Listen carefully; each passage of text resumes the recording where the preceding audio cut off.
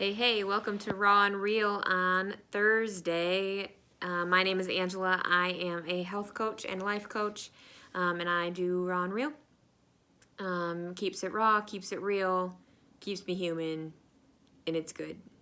Good things. I want to tell you guys about an experience I had this week, instigated by my brother. And I'm going to put this out there. Everybody needs a brother like my brother. He does things very calmly. He does things you don't expect all the time. Anyway, I love him. And he sent me a message Sunday morning. It just said Proverbs 31, 25 and 26 and 29. And I was like, why are you sending me Proverbs 31? Weird. So I'm going to walk you through my thought process about that. First, for those of you who don't know what Proverbs 31 is about, first of all, Proverbs is a book of the Bible, and 31 part is the last chapter of Proverbs. And Proverbs 31 is about two things. The first part is about King Lemuel, and it's these sayings of King Lemuel that his mother taught him. So that's the first 9 verses, and then after that, which is a continuation of things that King Lemuel's mother taught him, is about this ideal woman. So when people say Proverbs 31, it has always come into my head as, oh, it's this book about this ideal woman. In my experiences, I have been taught that this woman described in Proverbs 31 is the woman I need to strive to be. That my identity as a woman is striving to be the Proverbs 31 woman. There's a few things that I want to make really clear about that. I was essentially taught that my identity is to strive. Period. The thing that I was supposed to be striving for is the ideal woman. In whose eyes is that ideal woman? The man. The ideal woman in the eyes of the man. And what's more about that is that you are never, the idea behind all of this that I understood was that I'm never going to be this woman, but she's who I should strive to be in the eyes of my husband or that man or whatever.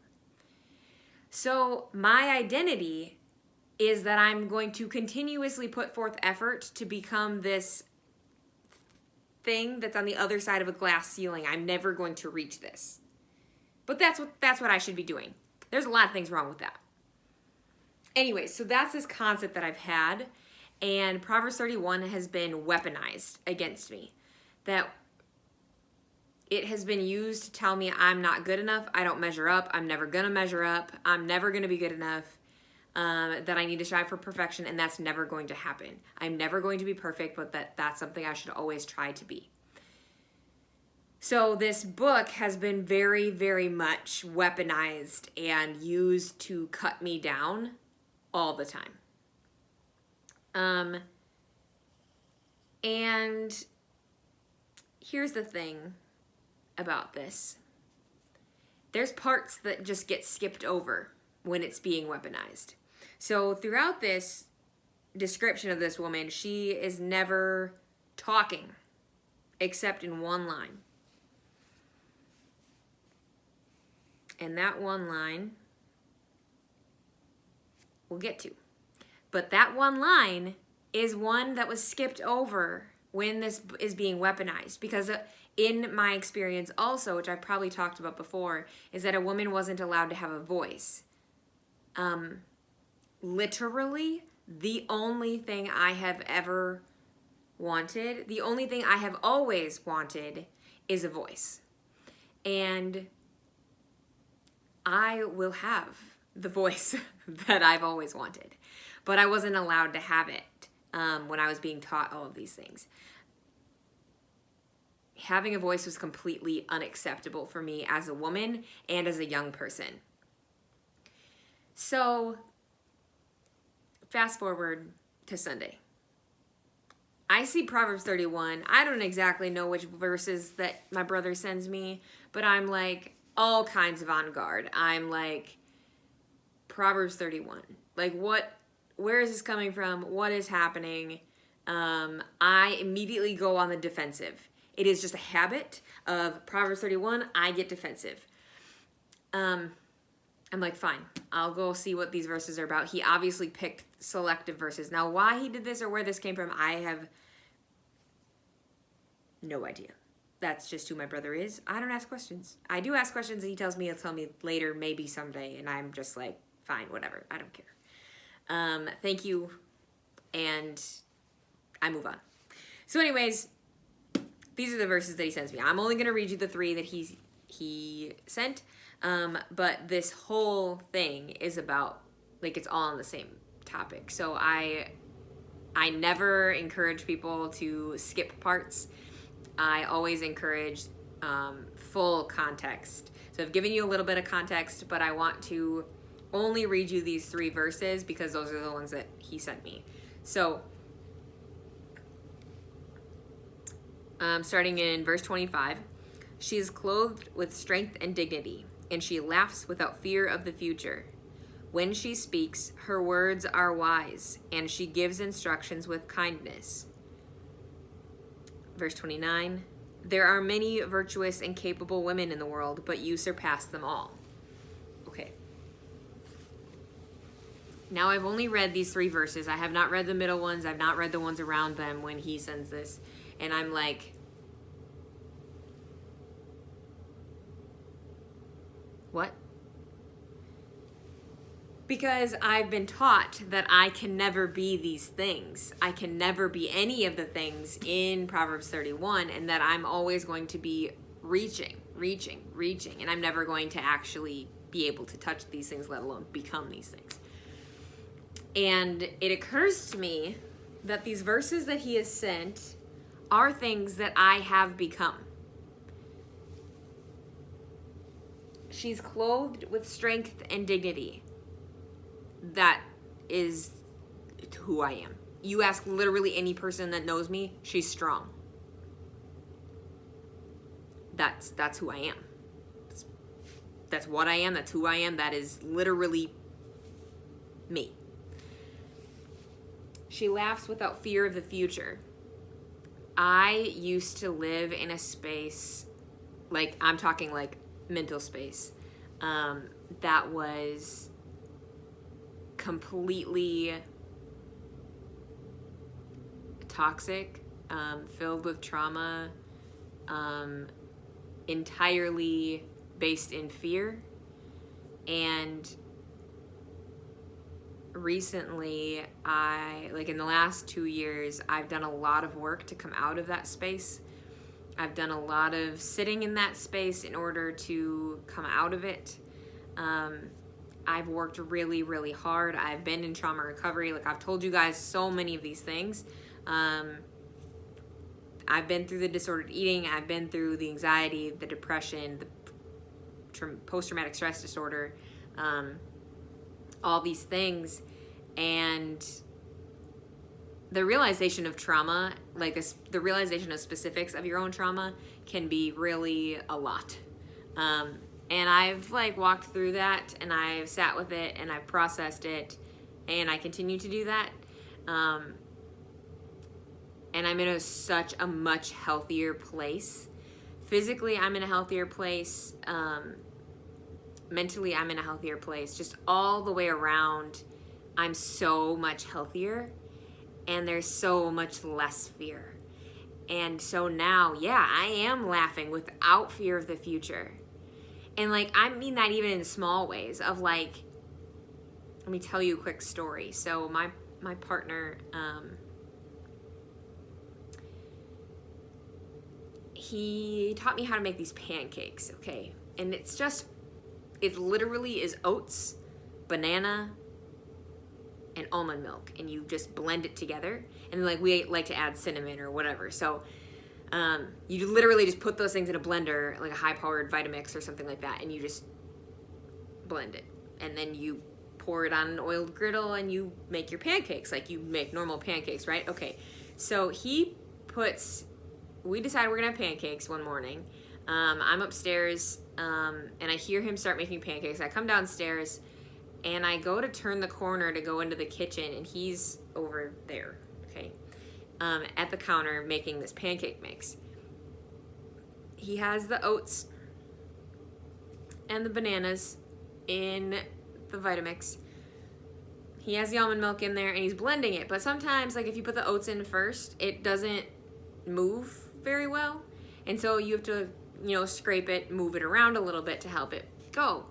And I come into the kitchen at the exact same time that he drops a metal spoon into a running blender. And, of course, the lid is off. And I kid you not, oatmeal pancake mix goes everywhere. It's all over his face. It is in his contacts. It is on the ceiling. It is all up the cabinets. And I, without pausing, no hesitation, I am busting my gut laughing. I'm literally doubled over crying. I'm laughing so hard. But there was a brief moment. He turns around and looks at me in shock. And as he looks at me, I like the laughter catches in my throat, because there's a moment where I'm concerned. I'm afraid that he's going to be angry. And then he starts laughing. And then I'm freed to laugh again myself. Now, why did I hesitate? Not because he's ever gotten angry with me, not because he's ever gotten angry and blamed me for things, but because that's how my ex was. And in that relationship, I would never have dared laugh in that situation. I would have left the room, left the premises, understood that I was not going to get breakfast that morning unless I took care of it myself, because my ex would have blown up. It would have been F this and F that, and somehow it would have been my fault, and I would have gotten chewed out for it. And in that moment here, my present partner and his making our banana oatmeal pancakes, when that got done, I was I was crying, actual tears, not laughing tears, but like of relief, because I was now free to laugh without fear of the future. And that has just become, that was the first moment that happened for me. And it has just become more and more and more and more true in the last 2 years since then. And it's just been something that I hold on to, and I cherish those moments that have freed me. So when I recognize oh wow, I've come a long way, I take a second and I go, yeah, I can laugh without fear of the future. Now that these words have been brought forth as well. And so that was just wild to me, that holy cow, I can be these things. I am becoming, and I have become this woman that I was told I was never going to be. That's wild. And it is just so healing, and so part of me is yeah, F you, church, that taught me that. And at the same time, it's there's institutions and establishments that have taught me things that just aren't true. And now that I'm in a place where I can see and recognize that those things aren't true, I just want to let other people know you're on your own journey, and you have to decide what's true between you and your higher power, and not worry about how other people do things. People kept trying to teach me how to pray.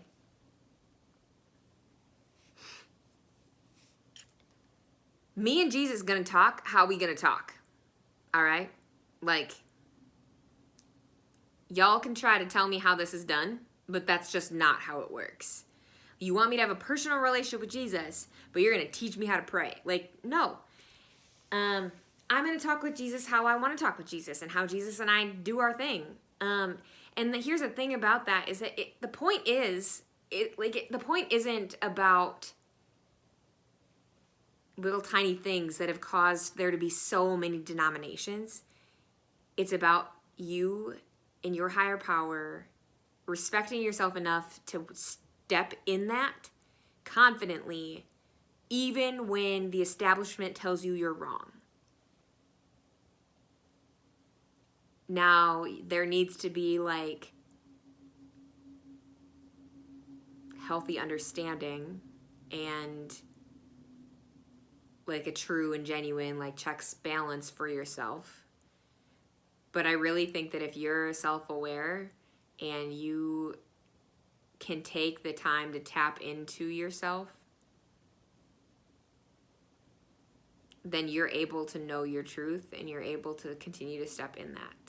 And that's just so important. And I didn't believe that for myself until very, very, very, very recently, because I was told I was never going to reach these things. And now, like, thanks to my brother being like, hey, read this, I'm like, holy moly. Like, I guess it just gave me a lot of freedom, like, from the chains that the church had been holding me inside of. These identity chains of you're never going to be that. Ha, guess what? I am that. Suck on them apples. And this last part, there are many virtuous and capable women in the world, but you surpass them all. And I'm not going to, like, say I'm the best, because I'm not. There are many virtuous and capable women in the world, and for me to be one of them is, I don't really like the word humbling. I just don't. It just made me realize, like, as one of those women,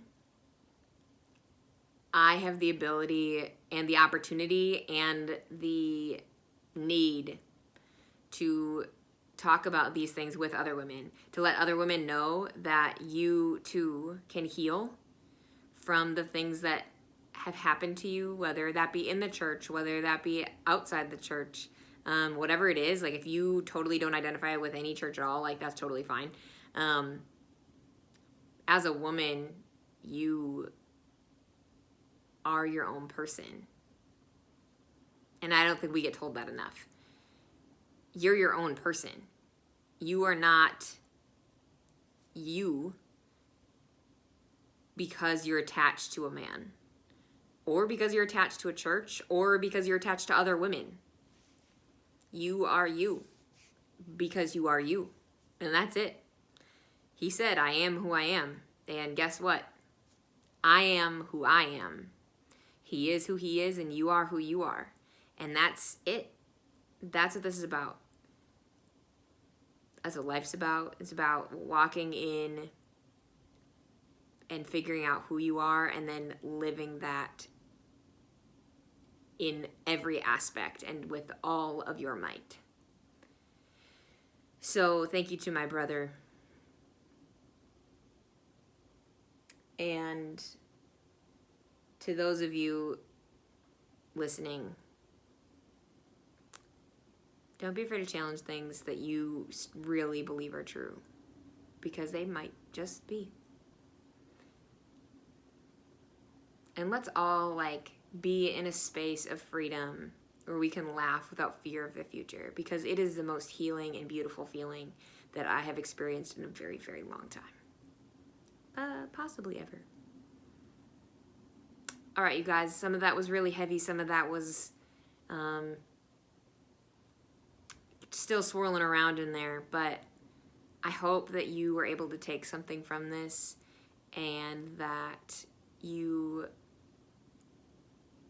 begin to step baby steps into your own person, into your own truth, and that you start to feel what it is to live without fear. Here we go. We're going to change the world.